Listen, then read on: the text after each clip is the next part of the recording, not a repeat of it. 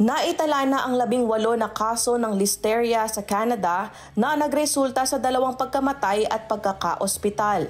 Itinuro ng mga opisyal ng kalusugan ang mga inuming plant-based na kontaminado ng listeria.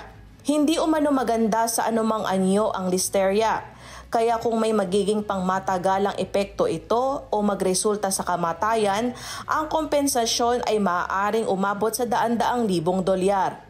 Inireklamo ng Canadian Food Inspection Agency o CFIA ang Silk at Great Value brand ng oat, almond at coconut milk beverages dahil sa alalahanin sa listeria noong July 8. Bukod sa 2 pagkamatay, 33 tao ang naospital hanggang July 30. Mayroong 12 kaso sa Ontario, 4 sa Quebec at 1 bawat isa sa Alberta at Nova Scotia. Ayon sa personal injury lawyer na si Michael Smithyuk, ang mga danyos ay maaaring malaki depende sa naging sakit o kung may namatay.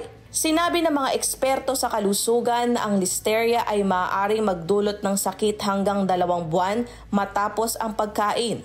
Sinasabi ng Public Health Agency of Canada na maaaring magkaroon ng pagsusuka, pagduduwal, matagalang lagnat, pananakit ng kalamnan, matinding sakit ng ulo at pananakit ng leeg.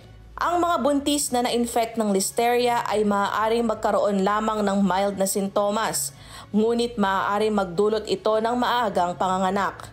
Karamihan ng mga may mild na sintomas ay hindi nangangailangan ng treatment, ngunit ang mga mas malalang impeksyon ay maaaring gamutin ng antibiotics. Erica Luzong, Humahataw sa Balita Ngayon.